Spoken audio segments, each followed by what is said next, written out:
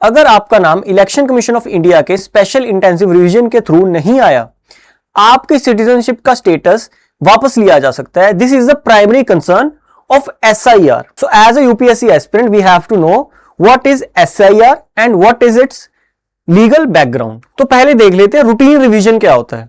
Election commission of India routinely on every year अपने electoral rolls को revise करता है। ये समरी रिवीजन होती है। जैसे कि बहुत सारे लोग होते हैं वो 18 साल के हो गए और बहुत सारे लोग होते हैं जिनकी डेथ हो जाती है, तो जो 18 साल के हो गए उनको इंक्लूड करना है, जिनकी डेथ हो गई उनको एक्सक्लूड करना है। This is done by election commission of India to update electoral roles.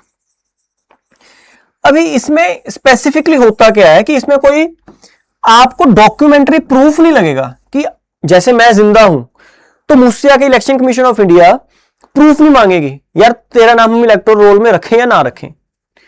जो इलेक्शन कमीशन ऑफ इंडिया वो खुद ही ये काम कर देगी, वो मेरे से डॉक्यूमेंट नहीं मांगेगी। इसीलिए डिफरेंट है from special intensive revision. Special intensive revision होता क्या है? First of all it is house to house. आपके घर पे आके एक इलेक्टोरल ऑफिसर आपसे डॉक्यूमेंट्स मांगेगा। जो स्पेशल इंटेंसिव रिवीजन है उसके under house to house reverification होगी। हर घर जाके इलेक्टोरल ऑफिसर्स वेरीफाई करेंगे। सेकेंडली इसमें फिजिकल विजिट्स होंगे definitely to each house of booth level officers. इसमें प्राइमरी चेंज क्या है फ्रॉम यूजुअल अपडेशन कि आपको फ्रेश डॉक्यूमेंट्री एविडेंस देना पड़ेगा। आपको अपने डॉक्यूमेंट्स दिखाने पड़ेंगे। जो रूटीन बेसिस पे होता है उसमें आपको अपने डॉक्यूमेंट्स नहीं दिखाने, और ये फर्स्ट टाइम हो रहा है आफ्टर 2003। तो लीगल बैकग्राउंड देख लेते हैं। Originally article 324 election commission of India को पावर देता है कि वो इलेक्शंस को डायरेक्शन एंड कंट्रोल कर सकते हैं in India. Secondly representation of peoples act 1950 section 21 से लेकर 23 तक इलेक्शन कमीशन ऑफ इंडिया के पास पावर है कि वो इलेक्टोरल रोल्स प्रिपेयर कर सकती हैं एंड उसको रिवाइज भी कर सकती हैं। तो पावर्स तो है। थर्डली जो प्रोसीजरल मैकेनिज्म है, जो इलेक्टोरल रोल्स को रिवाइज करने का प्रोसीजरल मैकेनिज्म है, वो रजिस्ट्रेशन ऑफ इलेक्टोरल रूल्स 1960 में लिखा है। तो इलेक्शन कमीशन ऑफ इंडिया के पास पावर तो डेफिनेटली है कि वो नॉर्मल अपडेशन भी कर सकते हैं एंड वो स्पेशल रिवीजन भी कर सकते हैं इफ द केस रिक्वायर्स। तो क्वेश्चन है अभी क्यों हो रही है?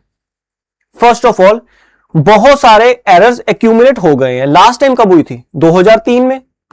2026 चल रहा है। 23 साल के बाद स्पेशल इंटेंसिव रिवीजन हो रही है, तो बहुत सारे एरर्स हैं, उसको निकालना जरूरी है to ensure electoral accountability and efficiency as well. कि यार ऐसे इतने लोग हैं इलेक्टोरल रोल्स में जो एक्चुअली में तो जिंदा ही नहीं है, तो उनके नाम पे कोई और आके वोट कर रहा है। Secondly and more importantly illegal migration बहुत हो गई है। एटलीस्ट अलेज्ड कि बोला जाता है कि बहुत सारे इलीगल माइग्रेंट्स इंडिया में रह रहे हैं, specially in bordering states like Bihar and West Bengal, Assam. SIR सबसे पहले शुरू कहां पे हुई थी? बिहार में। इसीलिए यहां पे शुरू हुई थी क्योंकि यहां पे इलीगल माइग्रेंट्स की बहुत ज्यादा प्रेजेंस थी, ये बोला जाता है। तो इसीलिए अक्टूबर 2025 से SIR की प्रोसेस शुरू हो गई और ये टोटल 3 स्टेजेस में हो रही है। सबसे पहले बिहार में हुई थी, दूसरे फेज में वेस्ट बंगाल, असम, त्रिपुरा, केरल, तमिलनाडु ऐसे स्टेट्स में हुई थी, और अभी जो चल रहा है जो मई 2026 में शुरू हुआ है उसका वो थर्ड फेज है। तो अभी पंजाब में भी SIR हो रही है, आपने देखा होगा। एक बार प्रोसेस देख लेते हैं SIR होती कैसे है। जो ब्लॉक लेवल ऑफिसर्स हैं वो डोर टू डोर विजिट करेंगे, सबसे उनके डॉक्यूमेंट्स मांगेंगे और आइडेंटिफाई करने की ट्राई करेंगे। इससे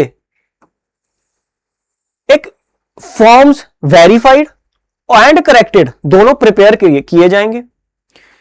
उसके बाद ड्राफ्ट इलेक्टोरल रोल पब्लिश किया जाएगा कि वो कंपलसरी नहीं होगा या फिर फाइनल डॉक्यूमेंट नहीं होगा, एक ड्राफ्ट बेसिस पे इलेक्टोरल रोल पब्लिश किया जाएगा। उसके बाद एक विंडो दी जाएगी, यार आपको आपके जो भी क्लेम्स हैं और ऑब्जेक्शंस हैं आप इस विंडो में बता दो, और उसके बाद अगर इसके बाद कोई करेक्शंस करनी हुई वो करके आपको एक फाइनल इलेक्टोरल रोल पब्लिश कर दिया जाएगा। जब ये इलेक्टोरल रोल्स शुरू हुए थे, एसआईआर शुरू हुआ था, इसमें एक मेन फ्लैश पॉइंट जो सबसे पहला आया वो था डॉक्यूमेंट का। जो हमारे पास नॉर्मल डॉक्यूमेंट्स होते हैं, आधार, वोटर आईडी, राशन कार्ड, ये आइडेंटिफाई नहीं किया उन्होंने कि आप इसको दिखा के एसआईआर में इंक्लूड नहीं हो सकते। कौन से डॉक्यूमेंट के बोले उन्होंने? बर्थ सर्टिफिकेट, लैंड रिकॉर्ड्स और कोई अदर डॉक्यूमेंट्स जो मैक्सिमम सिटीजन्स के पास नहीं होते। इसीलिए एक कंट्रोवर्सी हुई कि कौन से डॉक्यूमेंट्स लगेंगे, कि आधार कार्ड सबके पास होता है, आप इसको वैलिड ही नहीं मान रहे एसआईआर के लिए। तो इसीलिए जब बिहार में मिड 2025 में एसआईआर रोल आउट हुआ, first of all burden of proof individual पे डाल दिया कि आप हमें आके बताओगे कि आपके पास कौन सा डॉक्यूमेंट है कि हम आपको एसआईआर के थ्रू इलेक्टोरल रोल में इंक्लूड कर दें। सेकेंडली 11 प्रिस्क्राइब्ड डॉक्यूमेंट्स थे कि आप इन डॉक्यूमेंट्स में से कोई भी डॉक्यूमेंट लेके आ जाओ, उसमें आधार नहीं था। इसी के चलते जो एसोसिएशन ऑफ डेमोक्रेटिक रिफॉर्म्स है एंड योगेंद्र यादव है, ये दोनों सुप्रीम कोर्ट चले गए इसको चैलेंज करके। सुप्रीम कोर्ट ने क्या बोला? सुप्रीम कोर्ट ने आधार को अपहेल्ड कर दिया कि आप आधार भी दिखा के एसआईआर में इंक्लूड हो सकते हो, बट इसमें आपको थोड़ा सा और टेक्निकलिटी में समझना पड़ेगा।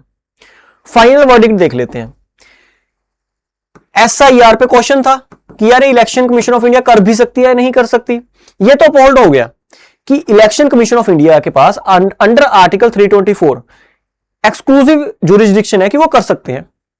सेकंड, आधार को अपहोल्ड कर तो दिया कि आप आधार को दिखा सकते हो, बट वो प्राइमरी और स्टैंड अलोन डॉक्यूमेंट नहीं होगा, कि उसके साथ कुछ और आपको सप्लीमेंट भी करना पड़ेगा। आधार को इंक्लूड कर तो दिया बट वो प्राइमरी नहीं होगा। और जो एसआईआर हो रही है वो सिटीजनशिप को आपके डिटरमाइन नहीं करेगी। ये बहुत बड़ा कंट्रोवर्सी हुई थी, हम आगे भी देखेंगे। एसआईआर के थ्रू आपको सिटीजनशिप से वंचित किया जा सकता है, कि आपकी सिटीजनशिप वापस ली जा सकती है, हम आगे देखेंगे क्या है। और जो एसआईआर को क्वेश्चंस हो रहे थे उसको डिक्लाइन कर दिया सुप्रीम कोर्ट ने कि यार इसको हम स्टे नहीं करेंगे, ये एक्सरसाइज होगी पूरी। तो दोनों तरफ के पहले तो आर्ग्यूमेंट्स देख लेते हैं एसआईआर के लिए। फर्स्ट, ये तो कॉन्स्टिट्यूशनल ड्यूटी है, आर्टिकल 324 में ही तो कॉन्स्टिट्यूशन ने बोला है कि election commission of India has the power to update electoral roles.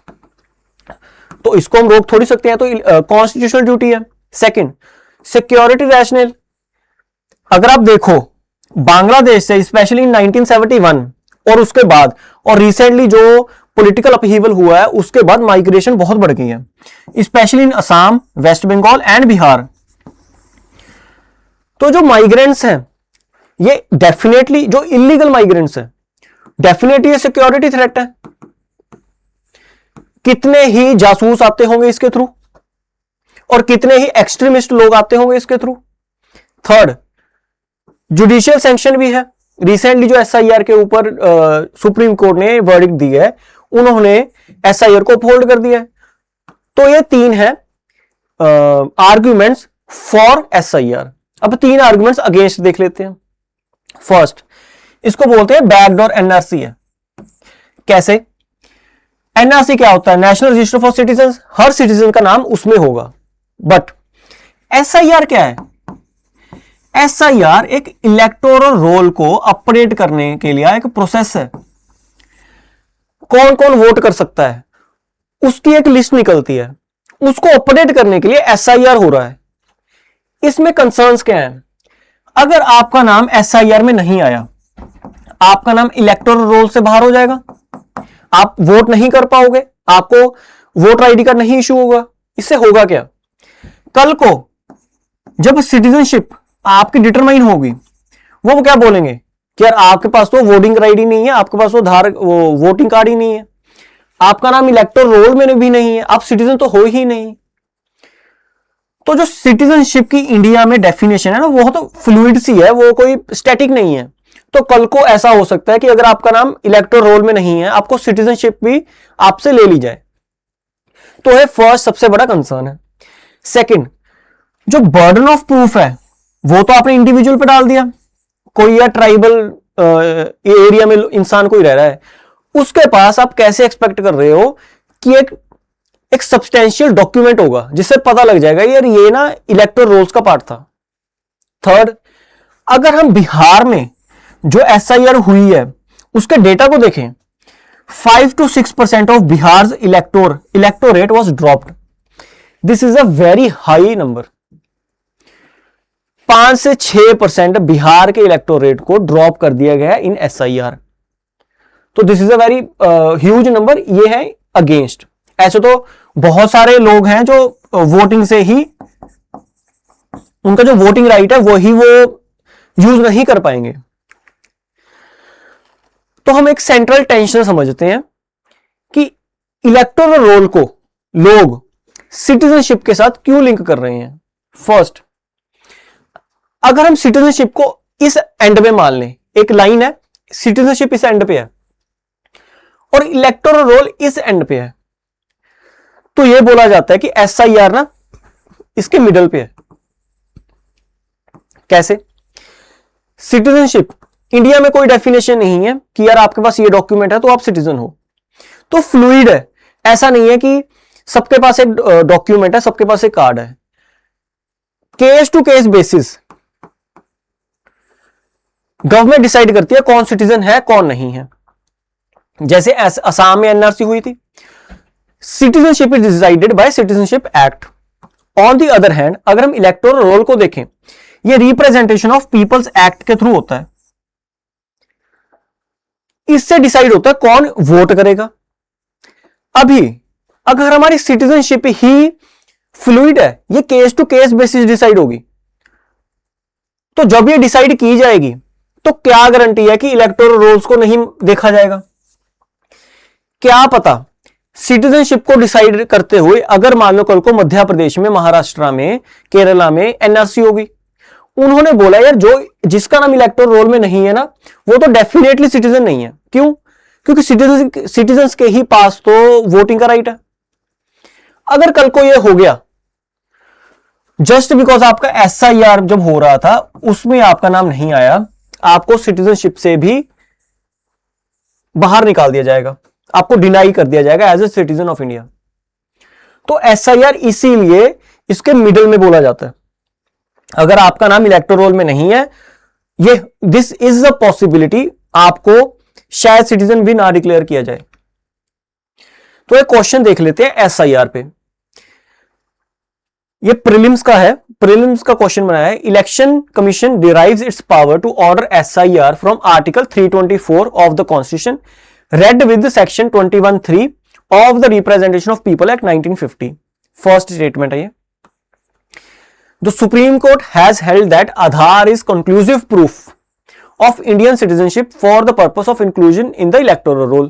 As per the Supreme Court's rulings on SIR, the Election Commission is empowered to finally and conclusively determine the citizenship of a voter. तो आपको इनमें से correct बतानी है।